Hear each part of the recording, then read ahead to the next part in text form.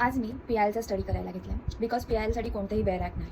PIL म्हणजे public interest litigation, जे की अमेरिकन कन्सेप्ट आहे. आपल्या इंडियामध्ये डे बाय डे अशा केसेस समोर यायला लागल्या ज्यामध्ये जो पर्सन आहे त्याचा राईट इन्फ्रीज न होता एक पर्टिक्युलर सेक्शन आहे, एक ग्रुप आहे, त्यांचा राईट इन्फ्रीज होतोय, अस्तित्वात आली.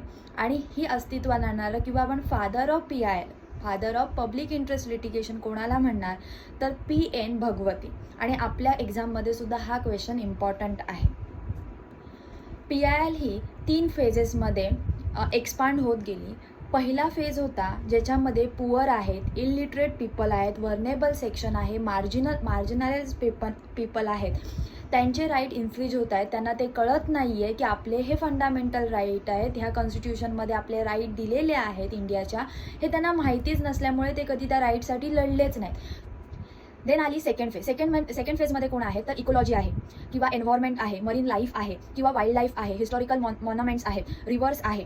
या सर्व गोष्टी ज्या की स्वतः जाऊन त्यांच्या राईटसाठी भांडू शकत नाही. रिव्हर स्वतः पिटिशन दाखल करू शकत नाही की मी घाण होती आहे, तुम्ही माझ्या राईटसाठी काहीतरी करा, असं होणं इम्पॉसिबल.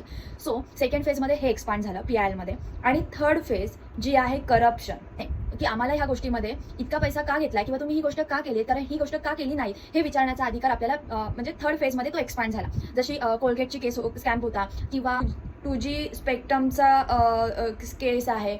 कोण PIL दाखल करू शकतं तर PIL असा कोणताही सिटीजन इंडियातला, कंपनी, सोसायटी, ऑर्गनायझेशन आणि एनी लिगल पर्सन ज्याला वाटतंय की पब्लिक इंटरेस्ट इन्फ्रीज होतोय, पब्लिक इंटरेस्ट हॅम्पर होतोय, तो PIL दाखल करू शकतो. PIL वेगवेगळ्या केस लॉजमध्ये एक्सपांड होत गेली. जसं की विशाखा ही प्राईम केस लॉ आहे ज्याच्यामध्ये ज्युडिशियल ॲक्टिव्हिजम मोठ्या प्रमाणात एक्सपांड झालं. MC मेहताची केस आहे, SP गुप्ताची केस आहे, या सर्व.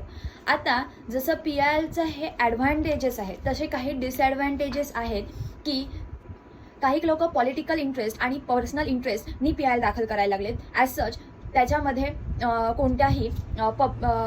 कोणताही पब्लिक इंटरेस्ट इन्व्हॉल्व नाही आहे. जसं की आताचे जे पॉलिटिकल पार्टी घेतली तर ते अपोजिट एकमेकांच्या केस दाखल करत असतात, पण त्याचा ॲज सच पब्लिक इंटरेस्टवरती फरक पडत नाही आहे, तर ज्युडिशियलवरती पडतो.